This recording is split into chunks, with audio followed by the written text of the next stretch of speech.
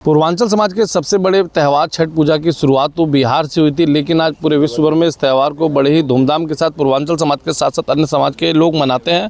आज हम मौजूद हैं उत्तराखंड के उधम सिंह नगर जिले के गोला नदी के छठ घाट पर। मैं अपने कैमरामैन से कहूँगा एक बार छठ घाट को दिखा दे। आप देख सकते हैं कि सुंदर सुंदर वेदियों का जो निर्माण है, जहाँ पर महिलाएँ बैठ के पूजा करेंगी। इन वेदियों का निर्माण लगभग पूरा हो चुका है। इसके साथ ही इस पर सुंदर सुंदर पेंट भी हो चुका है और देर शाम से यहाँ पर सजावट का काम भी लगभग शुरू हो जाएगा और कई छठ घाटों पे सजावट का काम अभी से शुरू हो चुका है। छठ पूजा का क्या महत्व है, क्यों इस व्रत को रखा जाता है, किस तरह से इस व्रत को रखा जाता है, इस विषय में हमारे साथ बातचीत करने के लिए पंडित शंभुनाथ चौबे जी मौजूद हैं। इनसे हम बातचीत करेंगे और ये जानने का प्रयास करेंगे कि छठ पूजा का क्या महत्व है, क्यों रखा जाता है ये व्रत और क्या कहना चाहेंगे। पंडित जी ये बताइए, छठ पूजा आज से शुरू हो चुकी है, इस व्रत का क्या महत्व है? इस व्रत का बहुत महत्व है। यह व्रत एक ऐसा व्रत है जिसको जो है महाव्रत महापर्व कहा जाता है। सभी व्रतों का राजा है और इसीलिए इसका नाम जो है महापर्व रखा गया। और इसका महत्व आपने कहा था, इसका महत्व बहुत है। विशेषकर जो है ये जो है छठ माता का पूजन है और सूर्य देवता का पूजन है। इसमें जो छठ माता का व्रत रखा जाता है। जैसे आज से इस व्रत का जो है प्रारंभ शुरू हो जाएगा। अच्छा, ये 4 दिन का व्रत है। पहले दिन को क्या कहते हैं, दूसरे दिन को क्या कहते हैं, तीसरे दिन को क्या कहते हैं, चौथे दिन को क्या कहते हैं? आज पहला दिन है। आज खाए नहाए का जो है दिन है। आज औरतें जो अपने साथ माताएं बने जो है मिल करके अपने घर की सर सफाई कर करके आज से व्रत को जो प्रारंभ कर देती हैं। और आज से जो है खाए नहाए का जो है आज है और कल जो है खरना है। आज शाम को जो है भोजन करने के बाद कल जो है निर्जला व्रत रखेंगी माताएं बहनें और जो है शाम को जो है मीठा भोजन ग्रहण करेंगी। फिर उनका व्रत जो है अगले दिन जो है शुरू हो जाएगा। उस दिन भी निर्जला व्रत रहेगा और शाम को जो है डूबते हुए सूर्य को अर्घ्य दिया जाएगा। डूबते हुए सूर्य को जो है 5:35 के बाद जो है अर्घ्य दिया जाएगा। और अगले दिन मंगलवार को जो है 28 तारीख को प्रातः सुबह 6:35 पे अर्घ्य दिया जाएगा। पंडित जी ये बताइए, इस व्रत को क्यों रखा जाता है, क्या कारण है इसके पीछे? इस व्रत को रखने का कारण ये है कि यह व्रत जो है षष्ठी देवी यानी कात्यायनी देवी का जो है पूजन है। माता जिसे हम लोग छठ माता भी कहते हैं। और छठ माता का पूजन जो है यह संतान के लिए, घर में सुख समृद्धि शांति के लिए और अपने स्वच्छता की बात करती है। यही एक ऐसा व्रत है जो स्वच्छता का प्रतीक है। अच्छा, पहली बार इस व्रत को कब रखा गया था, क्या उल्लेख मिलता है पुराणों में या धार्मिक ग्रंथों में? अब पुराणों में इसका उल्लेख है कि सबसे पहले जो है प्रियव्रत जो है ने इन्होंने उनकी पत्नी ने जो इस व्रत को किया था। क्योंकि जो छठ माता जो है वो ब्रह्मा जी के मानस पुत्री हैं और जब उन्होंने उनको जन्म दिया तो उन्होंने कहा कि मेरा कार्य क्या होगा। तो ब्रह्मा जी ने कहा कि जाओ तुम जो है संतान की प्राप्ति कराओगी और घर में सुख समृद्धि कराओगी, इसीलिए तुम्हें पूजा जाएगा। तो जिसको छठ माता को हम लोग षष्ठी देवी कहते हैं, कात्यायनी देवी कहते हैं। और जो है उनकी आराधना करने से, उनकी पूजा करने से घर में सुख शांति समृद्धि बनी रहती है। और जिसको संतान न हो वह अगर जो है डाला लेकर के और जो है माता का संकल्प लेकर के कहें कि मुझे अगर संतान होगी तो मैं भी आप इस व्रत को करूंगी, तो माता अवश्य उसको पूर्ण करती।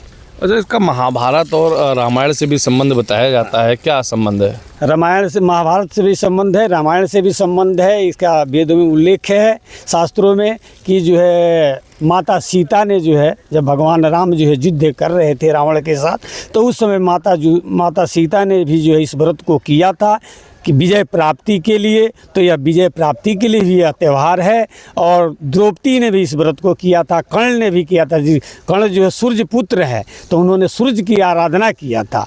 और आपने कहा कि एक बिहार से, अभी आपने कहा कि बिहार से शुरुआत हुई, तो बिहार में इसका उल्लेख है कि बिहार के छपरा एक डिस्ट्रिक्ट है, वहीं से जो है एक बहन जो है वो संतानहीन थी, तो उसके मैके से भी उसको निकाल दिया गया और ससुराल से भी निकाल दिया गया। तो क्या कि गांव से बाहर, अपने मैके से जा कर के उसने मैके के गांव से बाहर जा कर के उसने जो है नदी के तट पर खड़े होकर के उसने जो है आराधना शुरू किया और कात्यायनी देवी का जो है आराधना किया, माता छठी देवी का आराधना किया।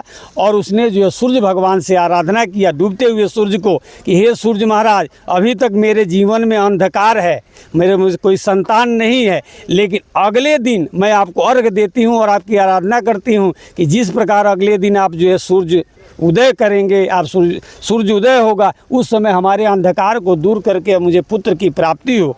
तो अगले दिन जो है उन्होंने सूर्य को जब जैसे ही अर्घ दिया तो सूर्य भगवान के रथ पर जो है माता षष्ठी देवी छठी मैया वहाँ पर आई और उन्होंने पुत्र का वरदान दिया और उसे पुत्र की प्राप्ति हुई।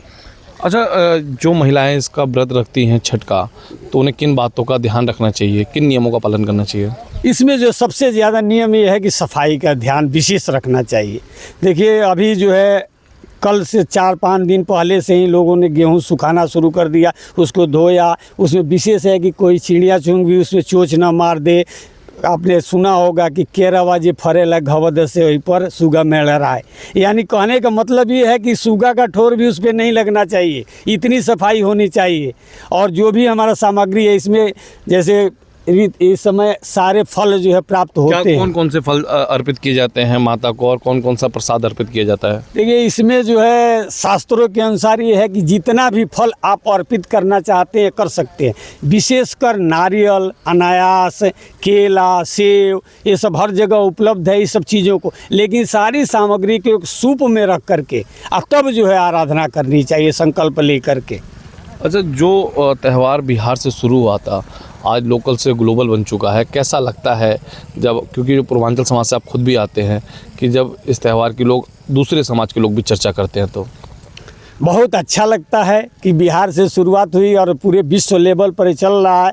आज उत्तराखंड में मैं देख रहा हूँ, दिल्ली में देख रहा हूँ, हर जगह देख रहा हूँ कि दिन प्रतिदिन इसका महत्व बढ़ता जा रहा है। महत्व बढ़ने का कारण ये है कि जिसकी मनोकामना, जैसे हम पूजा कर रहे हैं, आप लोग पूजा कर रहे हैं, लेकिन बाहर का कोई आदमी आ रहा है और देख रहे हैं क्या पूजा हो रही है, और देख रहे हैं कि पहला ऐसा व्रत है जो डूबते हुए सूर्य को अर्घ दिया जाता है और उगते हुए सूर्य को अर्घ हर कोई देता है, लेकिन डूबते हुए सूर्य को अर्घ दिया जाता है, वो भी जल में हो खड़े होकर के आराधना की जाती है। तो इसका कुछ ना कुछ महत्व है। तो वो देख करके उनकी भी इच्छा लालसा लगती है। हमने अभी जो है पिछले साल कई आदमियों को संकल्प दिलवाया था, उनको संतान नहीं थी। आज मुझे खबर मिला कि पंडित जी जो है आप जो है मेरा पूजा करवा दीजिए, मुझे संतान की प्राप्ति हुई। तो ये जो है वो देख करके हर किसी की जिज्ञासा जग रही कि हम भी इस व्रत को करें। तो आज ये केवल बिहार का ना रह करके पूरे विश्व के लिए हो गया। अच्छा, छठ वेदियों का क्या महत्व है, क्यों इन वेदियों का निर्माण कराया जाता है, किस तरह से पूजा करनी चाहिए इन वेदियों पे जिससे कि माँ छठी प्रसन्न हो? बहुत अच्छी बात आपने कहा। देखिए आजकल ये लोग, कुछ लोगों को मैं देख रहा हूँ कि इसको जो है अपने ढंग से इस्तेमाल करना शुरू कर दिए। कुछ लोग अपने छत पर ही करना शुरू कर दिए, लेकिन नहीं, इसका नियम ये है कि आप घर से बाहर तालाब के किनारे, नदी के किनारे वहाँ इसका पूजन करिए। इस तरह का विधान। अच्छा, आपने छठ की जो प्रतिमा की बात करी, तो एक आकृति है, माता का एक आकृति बनाई जाती है कि माता यहाँ पर विराजमान हो और यहाँ पर जो हम उनकी पूजन करिए, माँ का आकृति है। तो कौन से मंत्रों का जाप करें जिससे माँ छठी मैया प्रसन्न हो, या कौन से गीतों का गुणगान करें जिससे कि माँ छठी मैया प्रसन्न हो?